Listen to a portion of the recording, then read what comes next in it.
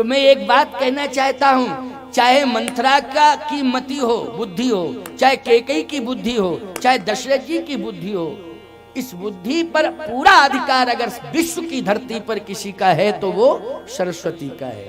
बोलो है कि नहीं? सरस्वती का अधिकार है। इसलिए देवताओं ने आपका आवाहन किया है, आपको यह कार्य करना ही करना है, अयोध्या आना ही आना है।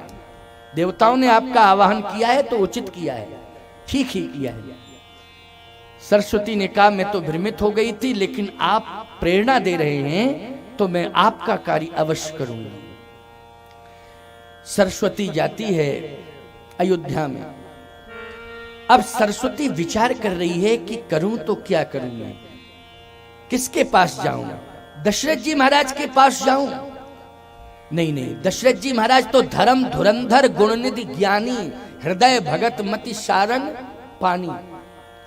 उनकी मति तो इतनी निर्मल है, इतनी निर्मल है भक्ति के कारण कि उनकी मति कभी भ्रमित हो ही नहीं सकती है। कभी वो नहीं कह सकते हैं ये कि राम बन चले जाए, नहीं कह सकते हैं।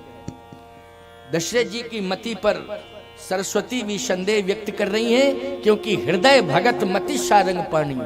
याद रखना, जहां पर भक्ति आ जाए वहां पर मति भ्रमित नहीं हो सकती है। सावधानी से सुन लेना, जहां भक्ति है।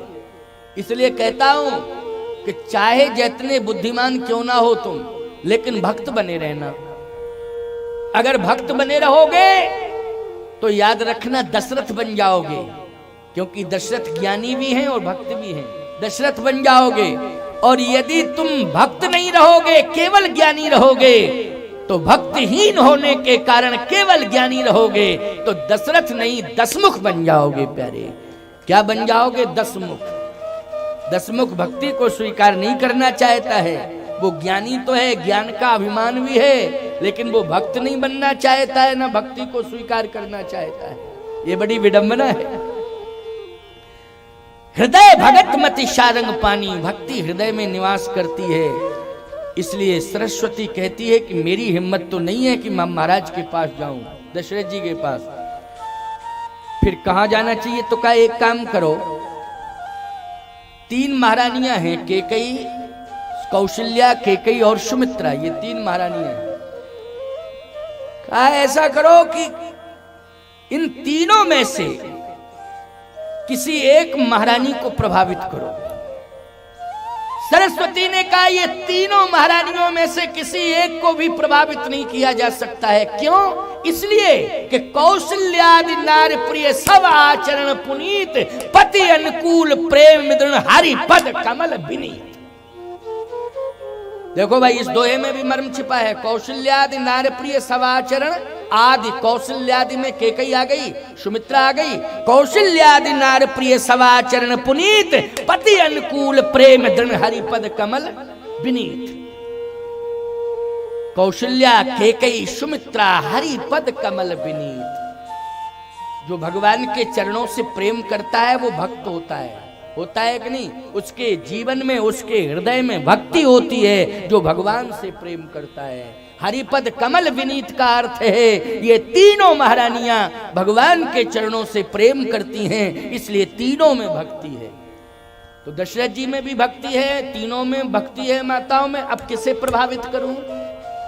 बड़ी मुश्किल की बात है, मेरी हिम्मत तो नहीं पड़ रही है, लेकिन इच्छा तो श्री राम जी की है। इच्छा किसकी है? श्री राम जी की इच्छा है। सावधान, सरस्वती सोच रही है कि मैं क्या करूं। प्रेरणा भगवान ने दी सरस्वती को। अब सुन लीजिए, सरस्वती को भी प्रेरित किसने किया है? भगवान ने प्रेरित किया है अयोध्या में। क्या? कि ऐसे नहीं जाना है, सिस्टम से जाइए, सिस्टम से तो सफलता मिलेगी। सिस्टम से। अच्छा, सिस्टम हम समझ नहीं पा रही हैं कि सिस्टम क्या है। भाई सिस्टम तो पति पत्नी में होता है। क्यों भाई, होता है कि नहीं होता है? पति पत्नी का सिस्टम होता है कि नहीं? या तो पत्नी पति को समझावे, या पति पत्नी को समझावे, या पत्नी पति के प्रभाव में, या पति पत्नी के प्रभाव में हो, ये सिस्टम है। अब और क्या सिस्टम है? का एक और सिस्टम है। क्या सिस्टम है? भगवान ने प्रेरणा दी कि राजमहल से किस नारी का संबंध है। बोले किससे? बोले महारानी की सेवा में एक नौकरानी भी है, ये भी एक सिस्टम है, ये भी एक सिस्टम है। हाँ, इसको भी सिस्टम में लेना और समझ लो इस बात को। महारानी की सेवा में कौन है? नौकरानी। अच्छा बोलो, महाभारत में कौरवों का विनाश कराने में सिस्टम ही तो था। और बोले वो सिस्टम क्या था? बोले शकुनी। दुर्योधन नहीं था, शकुनी था सिस्टम। क्यों भाई? हंसते। पूरे कौरवों के विनाश में, महाभारत के विनाश में बोलो ये सिस्टम तैयार किसने किया था? शकुनी ने। शकुनी ने। ये शकुनी जो है क्या है? ये मामा तो है शकुनी, लेकिन याद रखना ये शकुनी जो है मामा भी है और ये चापलूस भी है, चापलूसी करने वाला। समझ गए हो कि नहीं? अच्छा एक बात बताओ, साला चापलूस होता है क्या? ये तो तुम लोग जानते होगे। क्यों भाई? अच्छा, दुर्योधन का तो ये मामा है, लेकिन धृतराष्ट्र का क्या है? जल्दी बोलो। धृतराष्ट्र का साला ही हुआ। क्यों हुआ कि नहीं हुआ? हाँ तो है, हाँ ठीक ठीक ठीक, साला। क्योंकि तुम लोगों से इसलिए पूछ लेते हैं हम कि हम तो 10 साल की उम्र से साधु हो गए, आले साले के चक्कर में पड़े ही नहीं। सही बात तो ये है। ये सिस्टम सब फैल रहा, मेरा दूरियां रही, ये सब सिस्टम में नहीं आए, लेकिन सुनते हैं कि ये संबंध होते हैं, है नहीं? साले साला था वो, है हस्तिनापुर के राजा का शाला था, और राजकुमार का क्या था? मामा था, है नहीं? राजकुमार का उत्तराधिकारी का मामा था शकुनी। एक बात आपको बताएं, साले में पावर बहुत होता है। हाँ, बहुत पावर होता है उसमें, पता नहीं स्पेशल पावर कहां से आता है। क्या पावर होता है? बुरा मत मानना, मान जाओ तो मान जाओ। कोई हमें विधानसभा और लोकसभा का चुनाव लड़ना है क्या? तुमसे वोट लेने हैं? हमको सरपंची कुछ नहीं लड़ना है, राम प्रधान ग्राम प्रधान है। हम तो सब इनसे मुक्त हैं, झंझटों से। समझ गए हो कि नहीं? हम तो साधु हैं भाई, ऐसे ही रहेंगे, साधु ही रहेंगे बस, जैसे थे वैसे ही रहेंगे बस, और कुछ नहीं। बस अब तो ये जीवन भगवत कथाओं के लिए समर्पित है। पावर बहुत होता है। क्या? जितने भी रिश्ते होते हैं वो आते हैं, लेकिन दरवाजे पर बैठते हैं पहले। लेकिन साला आता है और सीधा अंदर, बिना किसी परमिशन के। क्यों भाई, गलत कह रहा हूं क्या मैं? वो दरवाजे से कोई लेना देना नहीं उसका, है सीधा अंदर। और एक बात बताएं आपको, अंदर महीनों बना रहे कोई समस्या नहीं, और जब जाए तो बस पांव छुए और दांत निकाले जा रहे, बस ना लेना ना देना। बस समझ गए हो कि नहीं? ना लेना ना देना। कितना पावर है बोलो, ईमानदारी है पावर कि नहीं? हाँ, समझ में आ गई, अब समझ में बात आ गई है ना। सावधान, शकुनी की भूमिका रही हस्तिनापुर के विनाश में। ये क्या है? ये भी वही भूमिका का निर्वाह कर रहा है, चापलूसी वाला सिस्टम। समझ गए हो कि नहीं? अच्छा, मंथरा अयोध्या में क्या सिस्टम जमा रही है बोलो? मंथरा का काम नौकरानी है कि नहीं? चेरी केकई केरी, और साला होता है चेरा। क्या होता है? चेरा। चेरा है। एक चेरा शब्द में उभय पक्षी अर्थ निकलता है? तुम उसके चेहरे हो। समझ गए हो ना? चेहरे में एक स्नेह का भी संबंध है। समझ गए हो कि नहीं? है एक चेहरे एक चचेरे, है ना? चेहरे। चेरी केकई केरी, इसका मतलब है केवल नौकरानी ही नहीं थी, वो केकई से प्यार करती थी, केकई उससे प्यार करती थी। चेरी मानी प्यार करना भी। समझ गए हो कि नहीं? वो केकई से प्यार करती थी मंथरा, और मंथरा से केकई प्यार करती थी, और केकई से मंथरा प्यार करती थी। चेरी दासी भी है और चेरी है, प्रेम भी करती है। इसलिए नाम मंथरा मंदमती, नाम मंथरा मंदमती, चेरी के कई के अजस पिटारी ताही कर गई गिरामती फेर। ये सिस्टम किसने बनाया है? भगवान ने बनाया ये सिस्टम। मंत्रा को प्रेरित किया है, सरस्वती को भी प्रेरित किया है कि सरस्वती तू मंत्रा को प्रेरित कर। नाम मंथरा मंदमती, चेरी के कई के। याद रखना ये मंदमती वाली महिला है। जो इस तरह का काम करते हैं वो मंद बुद्धि वाले हुआ करते हैं। वो अपने को भले ही होशियार समझे कि देखो मैंने विरोध करा दिया, मैंने बिखराव पैदा कर दिया, विखंडन करा दिया। वो होशियार नहीं है, वो मंद बुद्धि वाले लोग हैं। किस बुद्धि वाले? मंद बुद्धि वाले। ये मंथरा को मंद बुद्धि वाला बताया गया है। नाम मंथरा मंदमती, ये मंदमती है। चेरी के कई केरी अजस पिटारी ताही करी गई गिरामती फेर। सरस्वती ने अपयश की पिटारी उसके ऊपर रख दी। अपयश की पिटारी, अपयश की पिटारी क्या है? 100 सोतों की कथा थी उसमें। अब सोचिए जरा, एक सौत की कथा खतरनाक होती है और 100 सोतों की कथा।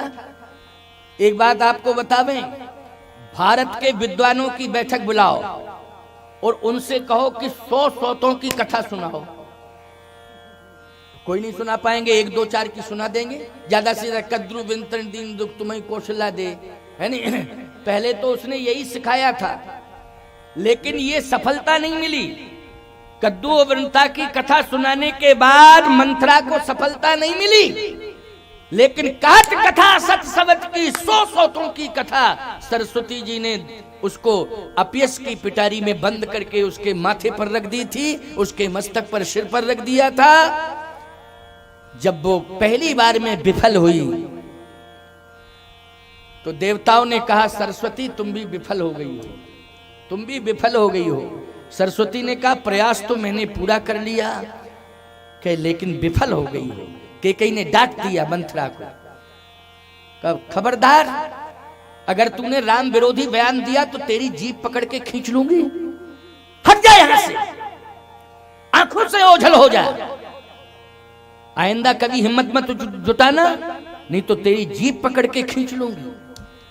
देवताओं ने कहा, इंद्र ने कहा ये तो फेल हो गई सरस्वती। सरस्वती बोली क्या बतावें, जितना प्रयास करना था उतना कर लिया, अब क्या किया जाए। कहे कि पावर सप्लाई करो, करंट अभी सप्लाई नहीं हो रहा, कहीं फॉल्ट है, अभी पूरी तरह से पावर सप्लाई करो। कहे पूरी तरह से पावर सप्लाई तो तब होगा जब भगवान पावर देंगे।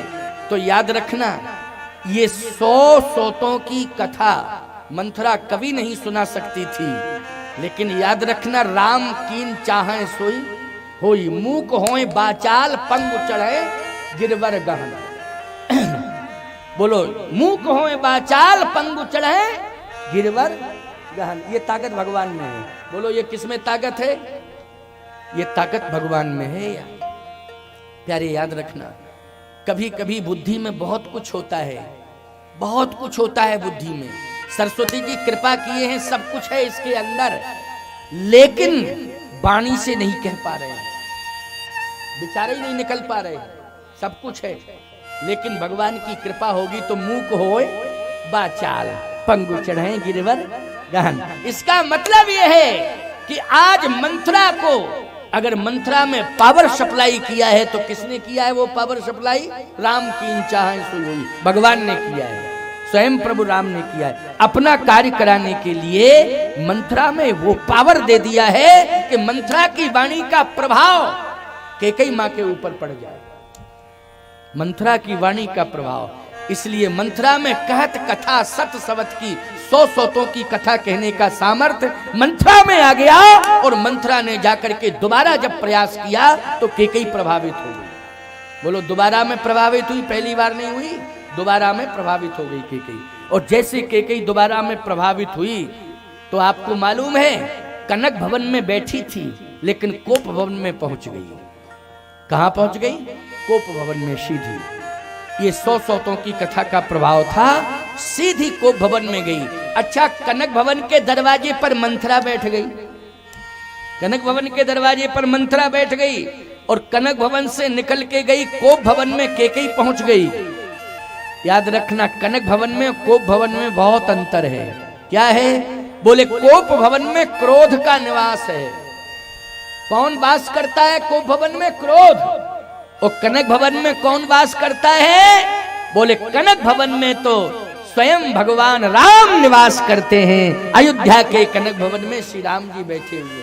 बोलो, बैठे हैं कि नहीं बैठे हैं? तो आज कैकेयी कहां पहुंच गई? क्रोध के घर में पहुंच गई। क्रोध के घर में अंधकार ही अंधकार था। अच्छा, एक बात और बताएं आपको, ये कोप भवन महाराज दशरथ ने नहीं बनवाया था। ये कोप भवन महाराज अज ने भी नहीं बनवाया था। आप कहोगे महाराज फिर कोप भवन किसने बनवाया था? कोप भवन तो जब से इक्ष्वाकु वंश चला तब से ही कोप भवन था। महाराज इक्ष्वाकु के समय से कोप भवन था। आप कहो महाराज इक्ष्वाकु के समय से कोप भवन था? अरे इक्ष्वाकु, महाराज इक्ष्वाकु के समय से ही कोप भवन था, लेकिन उद्घाटन दशरथ जी के समय में हुआ। किसी को जरूरत ही नहीं पड़ी, किसी को जरूरत नहीं पड़ी कोप भवन की। उसका उद्घाटन हुआ दशरथ के समय में। वो किया है कैकेयी ने। सबसे पहले प्रवेश किसने किया है? कैकेयी ने कोप भवन में प्रवेश किया है। इसके पहले कोई प्रमाण नहीं मिलता है कि कोप भवन में किसी ने प्रवेश किया हो। कैकेयी ने प्रवेश किया है कोप भवन में। अब बताइए, इतने समय से बना कोप भवन, उसमें अंधकार ही अंधकार था, लेकिन कैकेयी प्रवेश कर गई कोप भवन में। मंथरा ने 100 सौतों की कथा सुनाई और कैकेयी का मन विचलित हुआ। और जैसे ही विचलित हुआ तो पहुंच गई कहां? सीधी कोप भवन में। एक बार हमारी कथा कलकत्ता में हो रही थी, तो वहां किसी ने प्रश्न कर दिया। किसी ने प्रश्न किया, क्या कि ये कोप भवन अयोध्या में बना हुआ है महाराज? हाँ, बना है उनका कोप भवन।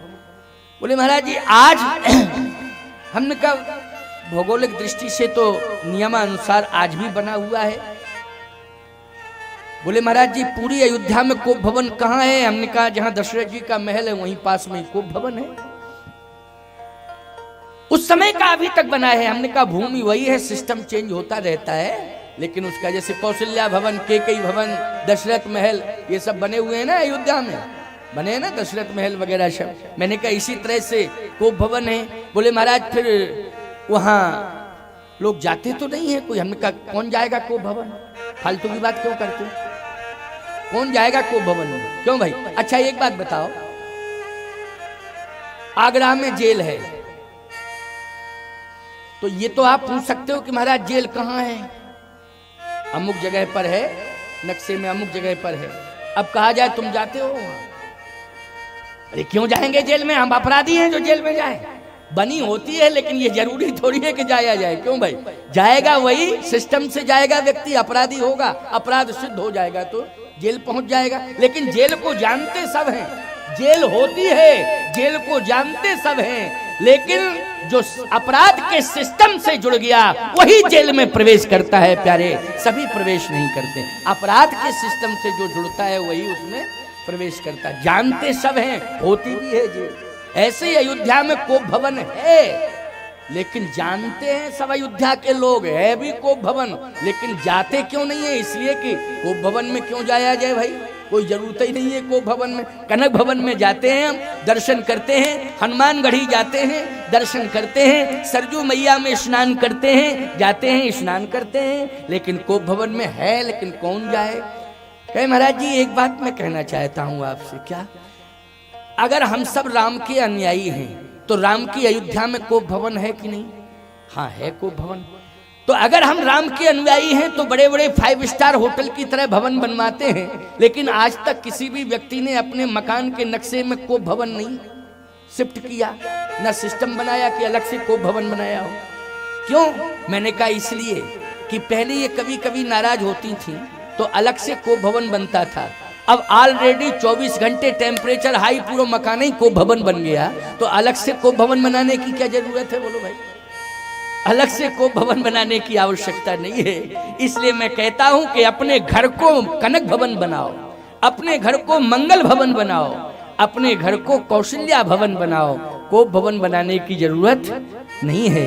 लेकिन कोप भवन आज कैकेयी का घर बन रहा है प्यारे, उसमें वो प्रवेश कर रही है, वो अपना घर बनाने जा रही है, कोप भवन को प्रवेश कर रही है। जैसे ही कोप भवन में मंथा के कहने से प्रवेश करती है कैकेयी, अंधकार था, कोई जाना नहीं चाहता है, लेकिन प्यारे उसने प्रवेश किया। किसकी इच्छा से प्रवेश किया है? सब राम जी की इच्छा से हुआ है। महाराज श्री दशरथ, अब आप देखें यहां सिस्टम यहां भी चेंज हो रहा है। क्या? जब भी दशरथ जी महाराज राज्यसभा से आते थे तो भगवान रंगनाथ जी के मंदिर में जाते थे दर्शन करने के लिए। जब राज्यसभा जाते थे तब दर्शन करके जाते थे, और जब लौटते थे तब दर्शन करते थे। ये सिस्टम था। किसका? रंगनाथ जी का। क्योंकि अवधपुरी रघुकुल मणि राऊ हृदय, अवधपुरी रघुकुल मणि राऊ वेद विदितते दशरथ नाऊ, और धर्म धुरंधर गुण निधि ज्ञानी हृदय भगत मति सारंग पाणी। सारंग पाणी मानी रंगनाथ जी, भगवान विष्णु रंगनाथ जी। तो रंगनाथ जी का दर्शन, ये इष्ट हैं, इक्ष्वाकु वंश के ये इष्ट हैं, समझ गए हो कि नहीं? रघुकुल के इष्ट हैं ये। इसलिए जब जाते थे तो रंगनाथ जी का दर्शन करके जाते थे, तब सिंहासन पर बैठते थे। और जब राज्यसभा की कार्रवाई पूर्ण करके लौटते थे तो रंगनाथ जी का दर्शन करके लौटते थे। लेकिन आज सिस्टम बदल गया।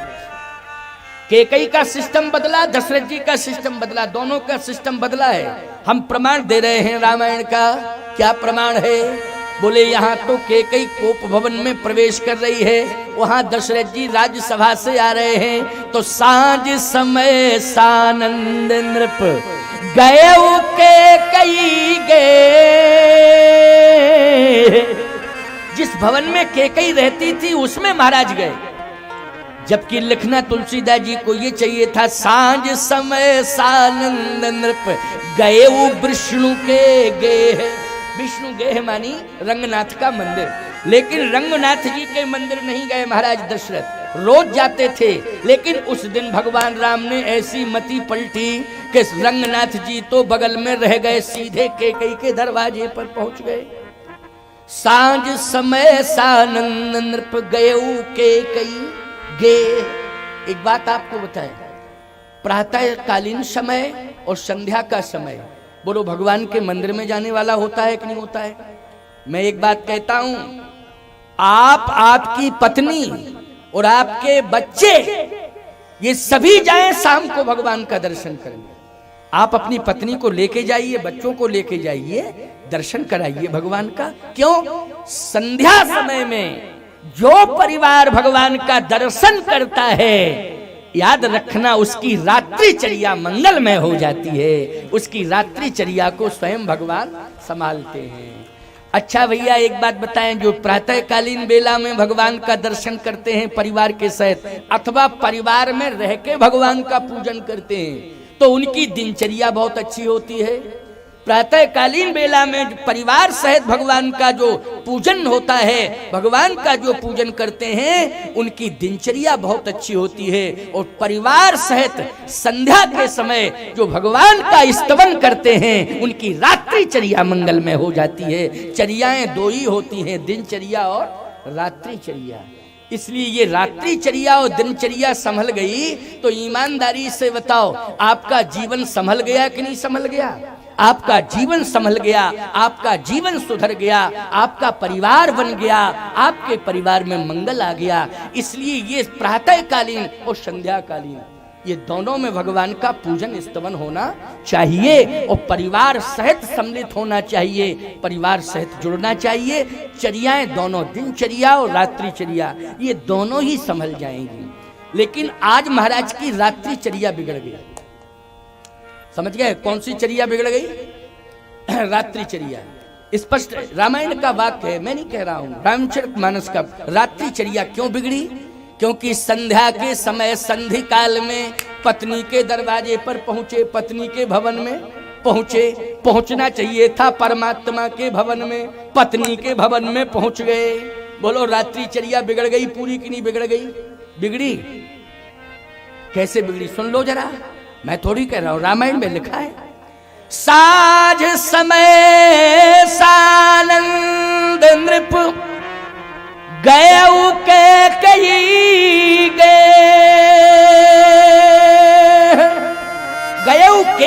गए, केकई के भवन में पहुंच गए।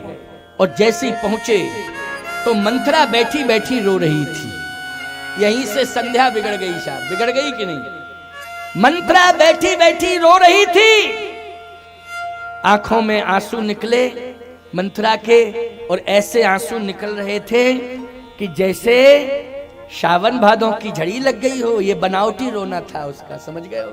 बनावटी रोना। महिलाएं बनावटी रोना बहुत ज्यादा जानती हैं, बड़ा अभ्यास है इनका। क्यों बनावटी रोने का? एक सेकंड में पता नहीं आंसुओं का समुद्र है क्या तुम्हारे अंदर? एक सेकंड में आंसू निकल जाते हैं।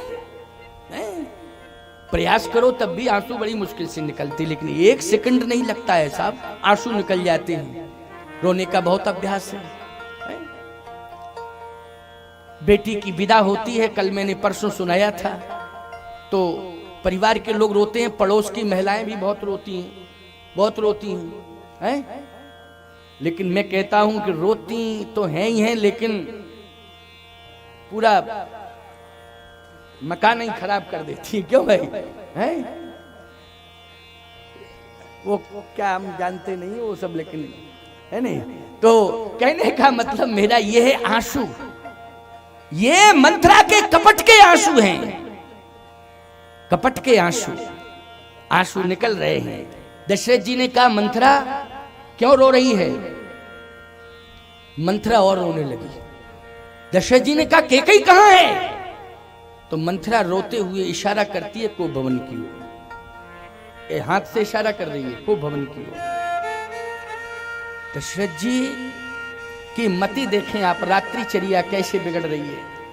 जब समझ लिया कि कोप भवन में केकई है, तो भगवान के पास जाना चाहिए था, प्रार्थना करनी चाहिए था कि प्रभु क्या हो रहा है मेरे घर में। अभी तक कोप भवन में कोई महारानी नहीं गई, लेकिन आज ये पहुंच कैसे गई? इसका मतलब है कि प्रभु कोई प्रतिकूल वातावरण हो गया है, अब आपकी शरण में आया हूं, अब आप संभालो। तब जाना चाहिए था, बोलो भाई, लेकिन नहीं गए। अच्छा, दूसरा मेरा चिंतन एक और है, क्या कि चलो भाई कोई बात नहीं, केकई रूठ गई थी और कोप भवन में पहुंच गई थी, तो कौशल्या जी के पास जाना चाहिए था और कौशल्या जी से ये कहना चाहिए था, कौशल्या तुम महलों के अंदर रहती हो, कारण क्या है? केकई क्यों रूठी है? कारण बताओ। क्यों भाई? कारण बताओ क्यों रूठी? क्योंकि मंथरा ने तो हाथ हिला दिया ऐसे, मैं कुछ नहीं जानती हूं। जानती सब थी, मैं कुछ नहीं जानती, लेकिन कौशल्या के भवन में जाना चाहिए था। कौशल्या कारण क्या है कि आज केकई कोप भवन में है? और यदि नहीं समझा पा रही थी कौशल्या, तो कहना चाहिए था कौशल्या जाकर के देखो, समझो, पूछो क्या बात है, कारण क्या है। क्यों भाई? पूछो कारण क्या है। एक बात और बताएं, कौशल्या में बड़ी ताकत है। कौशल्या जैसी महान नारी दुनिया में कौन हो सकती है प्यारे?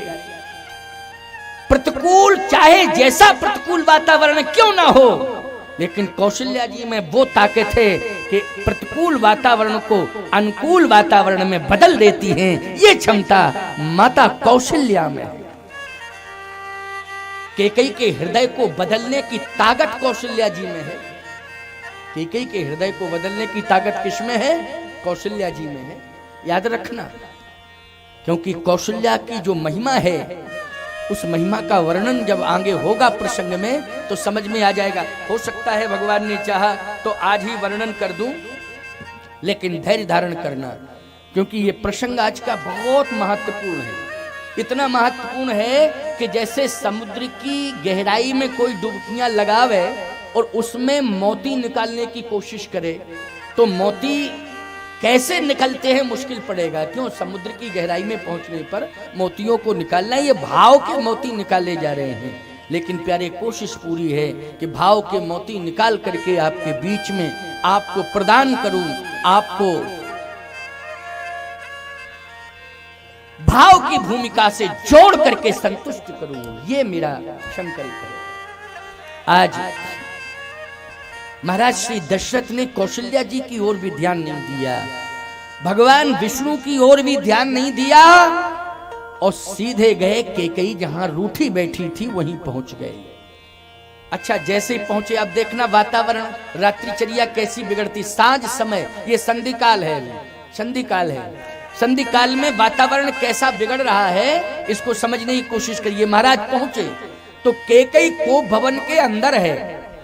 महाराज श्री दशरथ पहली बार को भवन में प्रवेश कर रहे हैं। दशरथ जी भी पहली बार को भवन में प्रवेश कर रहे हैं। अच्छा, गोस्वामी जी कहते हैं बैठी किस मुद्रा में है? बोले भुवंग भामिनी, सर्पणी बन करके बैठी है।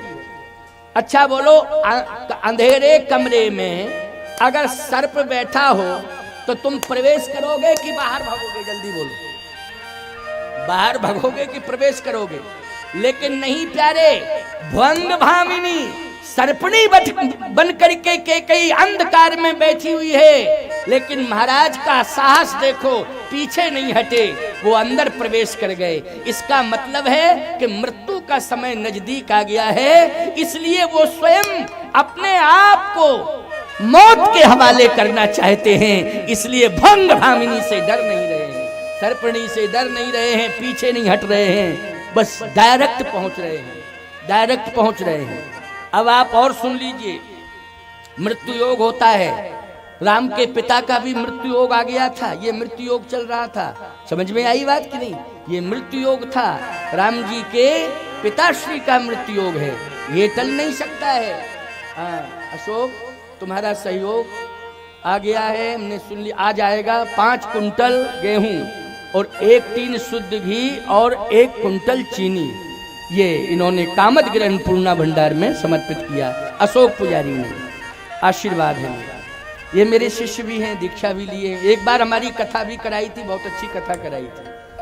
5 बार तो जयप्रकाश जी ने कराई, 1 बार अशोक जी ने कराई, और जरार में भी बहुत बड़ी कथा मेरी हुई थी। क्यों भाई? आप लोग, पराशर जी बैठे हैं, राजकुमार जी बैठे, शीतल जी शायद आए नहीं है, स्वास्थ्य की असमर्थ, एक दिन आए थे। शीतल जी के परिवार ने, शीतल जी ने बहुत बढ़िया कथा कराई थी, बहुत अच्छे स्तर पर कथा हुई थी। अब अयोध्या दास जी महाराज ने अयोध्या धाम आश्रम में भी विराट कथा का आयोजन किया है। बड़ी भव्यता और दिव्यता के साथ ये आयोजन हो रहा है और ऐसा लग रहा है कि जैसे हम स्टेडियम में कथा कह रहे हैं। स्टेडियम का स्वरूप बना हुआ है। क्यों भाई, बना है कि नहीं बना है? बड़ा भव्य दिव्य स्वरूप बना हुआ है, बहुत अच्छा लग रहा है। पीछे ऊंचाई पर लोग बैठे, फिर थोड़ा नीचाई पर, अब हम पता नहीं कितनी गहराई में बैठे हुए हैं। आनंद आ रहा है, आनंद आ रहा है ना, बहुत बढ़िया। आइए, भुवंग भामिनी सर्पणी बैठी है अंदर। भुवंग भामिनी का अर्थ क्या है बोलो? भुवंग मानी सर्प होता है ना, उस, अब चूंकि वो महिला बाची संबोधन में तो हम सर्पणी कहेंगे। क्या कहेंगे? सर्पणी कहेंगे, क्योंकि भामिनी शब्द का प्रयोग है ना, भामिनी, इसलिए सर्पणी बन करके बैठी है। वो सर्पणी बन करके बैठी है अंधेरे में, जहां प्रकाश ना हो वहां सर्पणी बैठी हो। किसी की हिम्मत नहीं पड़ेगी जाने की, लेकिन जिसकी मौत आ जाए वो तो जाएगा ही जाएगा। बोलो, जाएगा कि जाएगा कि नहीं जाएगा? दशरथ जी महाराज पीछे नहीं हटे, पहुंच गए। अच्छा, पहुंच गए और सुनो, खूब महाराज दशरथ ने महुअर बजाया। हाँ हाँ, रामायण की चौपाइयां ये महुअर है। क्या कही है तू रानी रिसानी? क्यों ये महुअर नहीं है? क्यों भाई, क्यों हे तू रान रिसानी। अच्छा और देखो, आगे भी देखो आप, बहुत बढ़िया बातें हैं। कहू कही रंग कहीं करहु नरेशु, कहू कहीं नृपय निकास है देशु। बोलो ये महुअर बजाना है कि नहीं? मधुर मधुर वचन बोल रहे हैं ना, है? महुअर बजता है तो सर्पणी क्या करती है, सर्प क्या करता है, झूमता है ना। विष होते हुए भी महुअर में वो ताकत होती है कि वो सर्प झूमने लगता है? इसका मतलब है अपने आप को भूल जाता है वो महुअर की बीन के सामने, स्वर के सामने। लेकिन ये ऐसी सर्पणी है प्यारे कि ये महुअर से प्रभावित नहीं है। बहुत वाणी से मधुर मधुर वचन, ना जाने कितने आश्वासन दिए हैं। अरे सांप आ जाएगा, बंद कर, क्या बजा रहा है? नहीं कहीं जंगल है, कहीं से आ गया तब तो बड़ी है ना। इसलिए ध्यान भाई, जंगल चारों तरफ जंगल ही जंगल है। हम शाम को घूमने जाते हैं तो परसों की बात है, हमको काला बिच्छू मिल गया, ऐसे डंक किए था और कल तो पता नहीं ठाकुर जी ने रक्षा कर दी, जो 2 प्राणियों को बचा लिया गया, भगवान की कृपा से बच गए वो। हम संयोग से वहीं थे, खतरनाक एक्सीडेंट हुआ लेकिन हम वहीं थे। जैसे ही थे तो वो तो रात्रि का समय टक्कर दे करके भाग गया वाहन, लेकिन हमारे साथ 5-7 लोग थे। उनका उठाओ, इनको उठाओ। दिनेश मिश्र थे मेरे साथ, दिनेश मिश्रा, और पाठक जी थे, प्रयागदत्त जी, और मैं था, और गौरव था प्रधान, और ये विनोद था मेरे साथ में, बहुत थे, 7-8 बच्चे थे। तो मैंने कहा उठाओ। अब महिला पड़ी बीच में बिल्कुल एकदम बेहोश, और उसका पति एक तरफ पड़ा। मैंने कहा उठाओ जल्दी। तुरंत उठा के किनारे पर लिया, दोनों बेहोश। धीरे से उनको सांत्वना दी तो एकदम होश में आया। तो देखो जैसे ही होश आया उसको, तो मेरे पांव की तरफ हाथ बढ़ा रहा था वो लड़का और ना वो महिला, दोनों ऐसे। तो मैंने कहा देखो इनको इतना ज्ञान है कि महात्मा खड़े हैं, समझ रहे हो? वास्तव में उसने ऐसे हाथ बढ़ाए ऐसे मेरे पांव की तरफ, तो मैं पास में चला गया, संभल गए वो। उनके परिवार वालों को फोन किया, यहीं के 10 किलोमीटर दूर के थे, कोई कनकवारा गांव, क्या गांव था, वहीं के थे। तो सूचना दी, फिर वो आए। मैं आधा पौन घंटे वहीं खड़ा रहा, जब तक वो लोग नहीं आ जाएंगे तब तक हम हटेंगे नहीं। और अभी पता लगा कि वो दोनों अस्पताल में स्वस्थ हैं, भगवान की कृपा से दोनों बच गए, दोनों स्वस्थ हैं। वो दोनों अस्पताल में, पता किया फोन से, वो स्वस्थ हैं, फिरोजाबाद में भर्ती हैं। लेकिन वो तो अगर नहीं होते उस समय, ठाकुर जी की क्या महिमा है। मैं कभी यमुना जी के पुल तक नहीं जाता था, उसके पहले लौट के आता था। कल मैं जिद करके गया कि नहीं मैं दर्शन करूंगा आज यमुना जी का, और जैसे ही दर्शन करके लौटा यमुना जी के किनारे ही वो घटना घट गई। तो भगवान ने बचाया, ठाकुर जी की इच्छा, ये पुण्य मिल गया, समझ लो प्राण रक्षा हो गई। तो भैया मैं कहना यही चाहता हूं कि पुण्य करते रहना, परमार्थ करते रहना। तुम्हारी संतान नहीं तुम पुण्य कर रहे हो, या तुम्हारी संतान पुण्य कर रही है, जब भी प्राण घातक संकट आएगा ये पुण्य कवच बन करके तुम्हारी रक्षा कर लेगा, तुम्हारे प्राणों की रक्षा कर लेगा। ये विश्वास करने की जरूरत है। किसकी जरूरत है? विश्वास की जरूरत है ये। इसलिए विश्वास करिए आप। ये क्या हुआ है? ये पुण्य ही तो कवच बन करके आया है। बोलो आया कि नहीं आया? पुण्य कवच नहीं। एक्सीडेंट वाले घटना स्थल को कोई पास में रुकता नहीं है। कौन रुकता है? कोई नहीं रुकता है। मैंने कहा रुको रुको रुको, संभालो इसको हटाओ, सड़क के किनारे ले जाओ, ये बीच में पड़ी है, कोई वाहन आकर के रौंद डालेगा, वैसे भी नहीं मरी तो मर जाएगी वो महिला। तुरंत आनंद फानन में ये व्यवस्था की गई। तो प्यारे पुण्य जो है साथ आते हैं। मैं कहता हूं कोई माई का लाल ये कहे कि सूर्य का प्रकाश होगा तब मैं दिखाई दूंगा, तब मेरी रक्षा करेगा। मैं कहता हूं पुण्य का प्रकाश करोड़ों सूर्य से भी बड़ा हुआ करता है। करोड़ों सूर्य से भी बड़ा प्रकाश होता है किसका? पुण्य का प्रकाश। इसलिए पुण्य जैसा तो कोई कवच नहीं हो सकता है, पुण्य जैसी कोई शक्ति नहीं हो सकती है। इसलिए पुण्य सदा करते रहना, परोपकार सदा करते रहना, पुण्य सदा अपने हाथों से करते रहना, समय समय पर तुम्हारी रक्षा होती रहेगी। आज दशरथ जी महाराज ने बहुत प्रयास किया, लेकिन कैकेयी ने स्वीकार ही नहीं किया, और वो क्रोध में आकर के कहती झूठे ही लेना, झूठे ही देना, झूठे ही भोजन, झूठ चबेना। महाराज ने एक बात और कह दी। क्या? कभी नहीं कहना चाहिए था ऐसा, एक राजा को तो नहीं कहना चाहिए था, लेकिन राजा बोल रहा है। क्यों बोल रहा है राजा? इसलिए बोल रहा है क्योंकि आज राजा नहीं बोल रहा है, राजा के सिर पर जो काल नाच रहा है वो काल बोल रहा है। क्या बोल रहा है? दशरथ जी को ऐसा नहीं कहना चाहिए था कि कहू कही रंग कही करहु नरेशु ओ कहूं कहीं न पैन का से देशु। रानी तेरे कहने से मैं राजा को भिखारी और भिखारी को राजा बना दूं, तेरे कहने से। एक बात बताओ, राष्ट्रपति अपनी पत्नी के कहने से डिसीजन देता है राष्ट्र के लिए? क्या जल्दी बोलो, कि संविधान के अनुसार डिसीजन देता है? बोलो। इतने ऊंचे पद पर बैठा है वो, सर्वोच्च पद पर बैठा है कि पत्नी और परिवार के अनुसार डिसीजन नहीं देता है, जो संविधान है उसके अनुसार वो डिसीजन देता है। बोलो, देता है कि नहीं? लेकिन आज के राजा का रघुकुल के अनुसार डिसीजन दे रहा है राजा, कि पत्नी के कथनानुसार डिसीजन दे रहा है? बोलो, पत्नी के कथना अनुसार डिसीजन। बोलो, इस चौपाई का अर्थ क्या करोगे? कहू कहे रंग कहे करो नरेशु, कहू कहे नृपय निकासय देशु। तेरे कहने से राजा बना दूं भिखारी को, और भिखारी को राजा, और राजा को भिखारी, तेरे कहने से।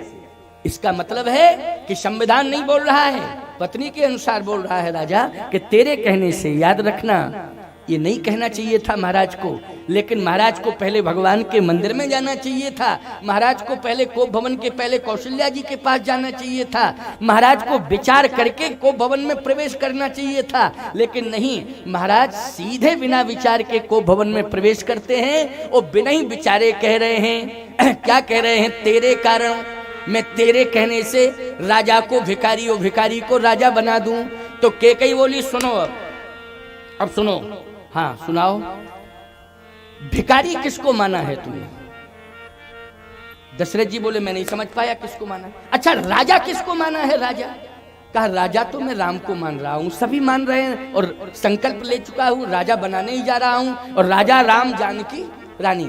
तो कहा राजा राम बनेंगे, इसका मतलब है कि राम को राजा बनाने का संकल्प लिया है ना?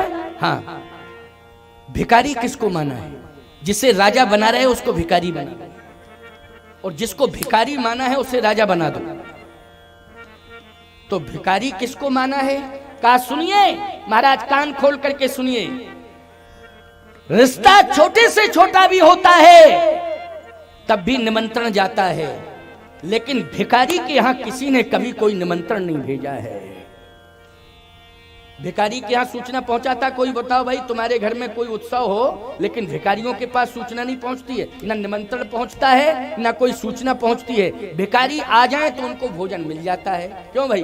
भिखारी आ जाए तो उन्हें भोजन तो मिल जाता है, लेकिन कोई सूचना नहीं पहुंचाता, ना कोई निमंत्रण देता है। ये भिखारियों की स्थिति है। बोलो, है कि नहीं? तो आपने समस्त तीर्थों को सूचनाएं पहुंचाई हैं, राम को राजा बनाने के लिए संपूर्ण तीर्थ के महात्माओं के पास सूचनाएं पहुंची हैं, लेकिन भरत के पास तो कोई सूचना भी नहीं गई है। इसका मतलब है उसे भिखारी माना है, भिखारी माना है भरत को। इसलिए अगर कहू कह रंग कह करो नरेशु, कहू कह नृपय निकाशय देशु, तो मैं कहना यही चाहती हूं कि आपने जिसको भिखारी माना है उसको राजा बना दो, और जिसे राजा बना रहे हो उसको भिखारी बना दो। दशरथ जी महाराज ने जैसे सुना, मूर्छित होकर गिर पड़े। इसका मतलब है कि एक दशा नहीं, फुसकार मार दी है सर्पणी ने। क्या मार दी है? फुसकार। और ऐसी फुसकार मारी कि उसी में महाराज क्या हो गए? अगर सांप अच्छी तरीके से फुसकार मार देता है तो बोलो बेहोशी आ जाती है कि नहीं आ जाती है? बेहोशी आ जाती है। 10 ले तक तो प्राण ही चले जाते हैं, 10 ले तो प्राण, लेकिन फुसकार ही मार दे अगर जहरीला सांप सर्पणी, तो क्या हो जाता है? बेहोशी आ जाती है। महाराज उसी समय बेहोश हो गए, गिर पड़े, बेहोश हो गए। सावधान। थोड़ी देर में होश आया। जैसे होश आया, कैकेयी ने उठाया नहीं था, कैकेयी ने उठाया नहीं। क्यों? इसलिए नहीं उठाया कि ऐसी फुसकार कैकेयी ने मारी कि महाराज बेहोश हो गए। लेकिन कैकेयी किसका रोल? भुवंग भामिनी, सर्पणी का रोल अदा कर रही थी न कैकेयी, इसलिए सर्पणी किसी को फुसकार मारती है फिर उसे सहलाती बहलाती नहीं है। क्यों सहलाती बहलाती है ना, ये उसका काम ही नहीं है। अब वो तो बैठी है, होश आया, और जैसे होश आया तो याद रखना, ध्यान से सुनना, सर्प भगवान शिव के गण हैं। एक भाव ये है, सर्प किसके गण हैं? भगवान शिव के गण हैं। बोलो है कि नहीं? अगर सर्प सामने आ जाए और जिंदगी मौत की लड़ाई आप लड़ रहे हैं और भक्त हैं आप, तो उस समय आप किसी देवता का स्मरण नहीं करेंगे, भगवान शिव का स्मरण करेंगे। किसका करेंगे? भगवान शिव, क्योंकि सर्पों का संबंध किससे है? भगवान शंकर से है। अच्छा, मृत्यु आ जाए तो महामृत्युंजय महाकाल, महाकाल कौन है? भगवान शंकर। तो शंकर जी का सुमरण किया जाता है। दशरथ जी को जैसे ही होश आया तो याद रखना, दशरथ जी ने किसका सुमरण किया? बोले सुमिरी महेश। रामायण की चौपाई है कोप भवन की, बोलो है कि नहीं? ये रामचरितमानस की अर्धाली है, कोप भवन की अर्धाली है। जिस समय दशरथ जी को होश आया उस समय सुमिरी महेश कहा निहोरी, ओ बिनती सुनहूं सदा शिव मोरी। हमारी प्रार्थना सुनिए। आज दशरथ आर्त होकर के पुकार रहा है, रक्षा करो रक्षा करो, बचाओ बचाओ बचाओ। सुमिर महेश कहा निहोरी, ओ बिनती सुनो सदा शिव मोरी। मेरी बिनती सुनो, मेरी प्रार्थना सुनो, हे भगवान शिव मेरी रक्षा करो, मेरी रक्षा करो। जैसे शिव जी को पुकारा और वो भुवंग भामिनी सामने है और दशरथ जी महाराज थोड़े ही होश में आए, कांप रहे हैं। इधर शिव जी का स्मरण किया, भगवान शंकर कैलाश पर्वत पर बैठे थे, खड़े हो गए। पार्वती जी ने कहा, महाराज क्या बात है, क्या बात है, क्या बात है? बहुत बड़ी बात है, अयोध्या का सम्राट संकट में फंसा है। कैसे? बोले सर्पणी जो है डस रही है, लेकिन अभी डस नहीं पाया है। अगर नहीं पहुंचेंगे तो डस लेगी, और डस लेगी तो फिर समस्या खड़ी हो जाएगी। इसलिए मुझे जाने दो, जाने दो, जाने दो। पार्वती जी ने कहा, जितने सर्प सर्पणी हैं वो आपके गण हैं, आप यहीं से नियंत्रण कर लो। कहे, और जितने भी सर्प सर्पणी हैं वो हमारे नियंत्रण में है, लेकिन एक सर्पणी ऐसी है जो हमारे नियंत्रण से बाहर है। तो वो किसके नियंत्रण में है? कहा, वो हमारे प्रभु राम के नियंत्रण में है। क्यों भाई, किसके नियंत्रण में? वो राम जी के नियंत्रण में। बाकी सर्प जितने हैं सर्पणियां वो शंकर के नियंत्रण में। अयोध्या की जो भुवंग भामिनी है वो राम के नियंत्रण में है। तो फिर आप क्यों जा रहे हैं बीच में? कहा, इसलिए कि कोशिश कर रहा हूं, जब सामान्य से सामान्य बुलाता है कोई मुझे तो मैं चला जाता हूं।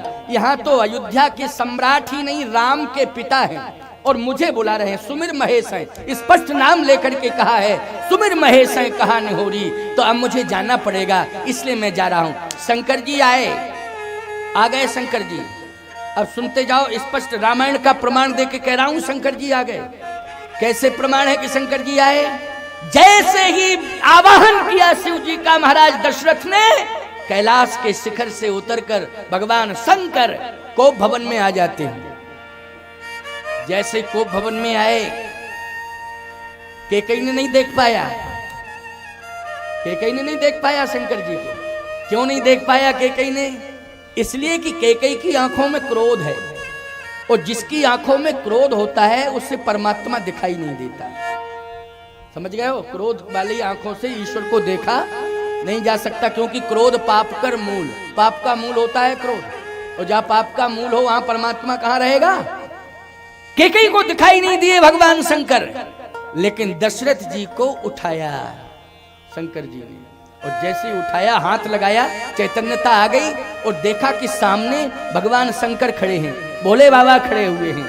आहा, तो क्या कह रहे हैं दशरथ जी भोले बाबा से?